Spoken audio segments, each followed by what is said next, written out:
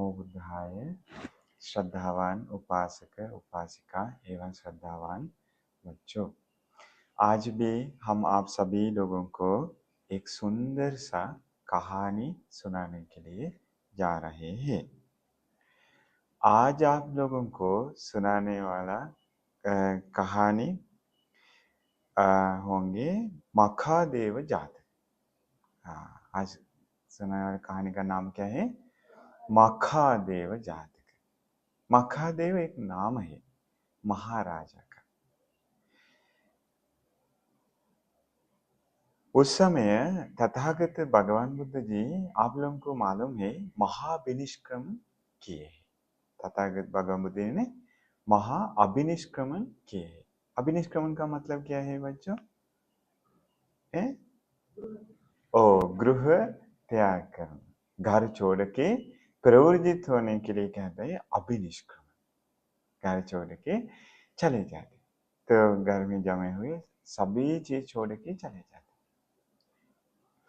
तो ये अभिनिष्क्रमण के बारे में भिक्षु संघ बात कर रहे थे कि हमारे भगवान बुद्ध जी इसी प्रकार के अनेक प्रकार के चीजें छोड़ के प्रवृत्त हुए हैं। वो जान देने के लिए तैयार हुए, मम्मी पापा छोड़ के, इसी प्रकार की पत्नी को छोड़ के, उसी दिन जो बच्चा जन्म लिया है, इसी बच्चा को छोड़ के, महापुण्यवान अनेक प्रकार की सुख संपत्ति को छोड़ के भगवान बुद्ध जी वो दोबारा वापस सर मोड़ करके, मतलब ये मुझे चाहिए करके उनको चाहता नहीं था, तो ऐसे छोड़ के, हमेशा के लिए छोड़ के चले गए। तो ये महाविनिष्क्रमण बहुत आश्चर्य में था। भगवान बुद्ध का महाविनिष्क्रमण बहुत आश्चर्य में था, चमत्कार में था। तो इसके वजह से भिक्षु संघ इसके बारे में बात कर रहे थे। उस समय तथागत भगवान बुद्ध जी धम्मसभा मतलब धर्मशाला में पधार कर कहानी को लेकर एक सुंदर सा जातक की स्टोरी हमें बता दिए हैं। जातक स्टोरी का नाम क्या है? क्या है वो बच्चों? मखादेव जातक। मखादेव। भगवान बुद्ध जी हमें बताते हैं समय से छुपे हुए कहानी। समय की वजह से हमें अभी दिखता नहीं, बहुत समय से पहले एक घटना घटी। इंडिया में एक राज्य था मिथिला। आज भी इस प्रकार का नाम राज्य होंगे।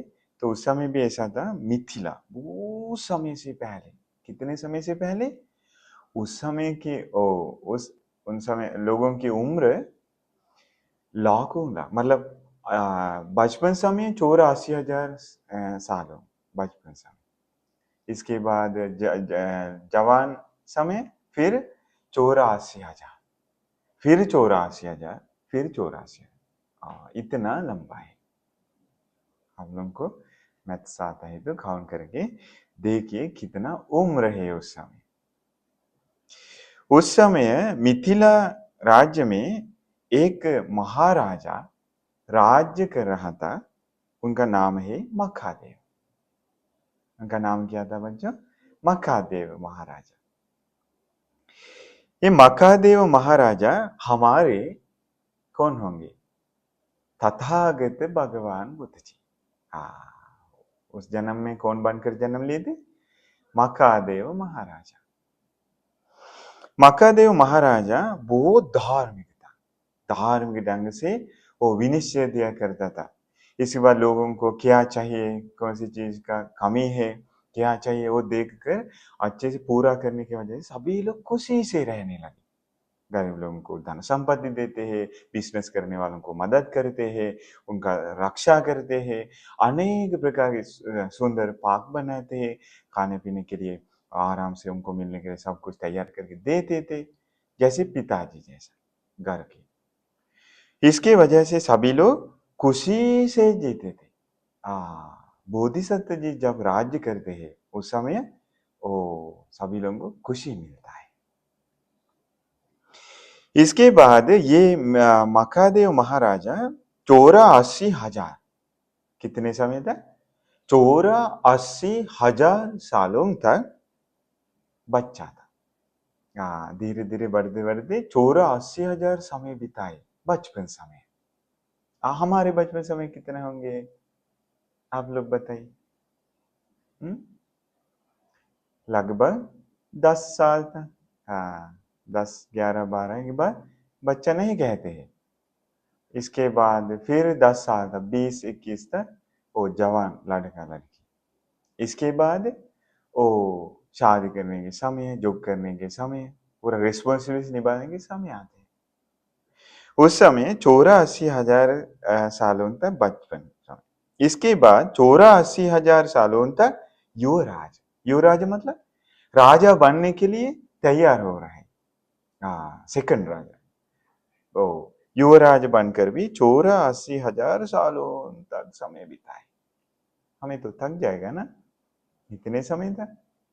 अभी तो झटपट करके बचपन समय खत्म होता है, झटपट करके जॉब करने का समय आता है, हैं? इसके बाद कुछ दिनों के बाद वो शादी करने के समय आते हैं, कुछ दिनों के बाद जो जल्दी ये जीवन वो पूरा खत्म हो रहा है, के बाद जाने का समय भी आएगा ना। इसके बाद क्या हुआ, मखादेव युवराज राजा बन गए। राजा बनकर कितने सालों तक राज्य कर रहे थे, 84,000 सालों तक। फिर राजा बनकर भी रहने लगे। रहते रहते उन्होंने ऐसा बताया था मैं बाल काटने वाला को कि दोस्त, अगर मेरे सर पे एक भी सफेद रंग का बाल आपको जब दिखाई देगा तब मुझे बता देना। एक भी बाल सफेद बन गया है तो मुझे बता देना। इसका मतलब क्या है बच्चों? आज तो सफेद बनता है कुछ बीमार की वजह से भी, आजकल जल्दी उठने की वजह से, मैं बहुत लाइक सुबह सुबह बाहर जाने की वजह से भी कभी कभी बाल सफेद होने लगता है। तो वैसे नहीं, नॉर्मल तरीके से बाल सफेद होने लगता है, उसको क्या कहते हैं? हाँ, बुढ़ापा। हम बुजुर्ग होते समय, बुजुर्ग होने का एक लक्षण है कि हमारे बाल सफेद होने लगता है। तो उन्होंने कहा कि दोस्त मुझे बताए, जब मेरा एक भी बाल जब सफेद बन जाता है तभी मुझे बता दीजिए। ये मक्कादेव महाराजा होशियार है या नहीं है बच्चों? बहुत होशियार है, अपने जीवन के बारे में वो बहुत सोचते हैं। ऐसे ऐसे समय बिताते समय एक दिन उनका एक बाल सफेद बन गया। मतलब अभी उनका जीवन ओ बुढ़ापन की तरफ झुक गया। तो महाराजा को बता दिया कि महाराज आपके एक बाल सफेद बन गए। दोस्त मुझे देखना चाहिए, मेरे हाथ में उखाड़ करके रख दो। सोने का वो जो पकड़ने वाला जो है ना, वो टूल लेकर निकाल दिया, उखाड़ दिया, उनके हाथ पे रख दिया। अपने हाथ पे रखा हुआ अपने ही सफेद बाल को देखते देखते उनको इतना डर लगने लगा कि मेरे मृत्यु अभी आ रहे हैं, मेरे पास आ रहे हैं, मेरे जीवन में आधा बीता चुके हैं, अभी वो मृत्यु सामने आ रहा है, मृत्यु के पास जा रहा हो करके अपने के बारे में सोचते सोचते अपने उम्र के बारे में याद आने की वजह से इतना डर लगने लगा, इतना लाइक होश की वजह से डर लगने लगा कि पूरा पसीना बहने लगा। कहानी में आते हैं जातक स्टोरी में कि ये कपड़ा निचोड़ेंगे तो पानी निकलता है, इतना पसीना बहने लगा। हमें भी ऐसा आता है ना, कभी कभी डर लगेंगे तो है पूरा पसीने से भर जाता है ना, वैसे पसीने से भर गए। तो उनको लगा अरे बाप रे, मेरा जीवन का आधा तो अभी बिता चुका हो, थोड़ा सा बच गया है। तो अभी आज ही मैं ये घर छोड़ के प्रवृत्त होऊंगा। क्या करना चाहिए? आज प्रवृत्त होना चाहिए। ऐसे सोच के उसी दिन वो बाल काटने वाला को एक तोहफा दे दिया, 1 लाख का सोने के सिक्के दे दिए। इसके अपने बड़ा बेटा को बुलाया, बुलाकर कहा कि बेटा, मेरे पास तो देवदूत आया है। मेरे पास कौन आया है? देवदूत आया है। ओ, आर्य विनय में नहीं तो ज्ञानी लोग ये बूढ़ा होने के लक्षण जब दिखने लगता है उसे कहते हैं बच्चों देवदूत। उसे क्या कहते हैं? देवदूत। जैसे देवता हमारे पास आकर बताते हैं हमें कि आपको जिंदा रहने के लिए इतना ही समय बचा हुआ है।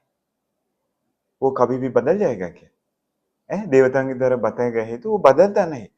वैसे ही ये सफेद बाल दिखने के बाद किसके बारे में यकीन होता है?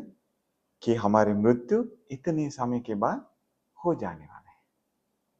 कुछ दिनों के बाद, कुछ सालों के बाद होने वाला है। अभी बच्चा नहीं है, अभी जवान लड़का भी नहीं है, उम्र के बीच में भी नहीं, अभी इससे भी आगे गए हैं। ये ऐसा कह रहा है सफेद बाल हमें।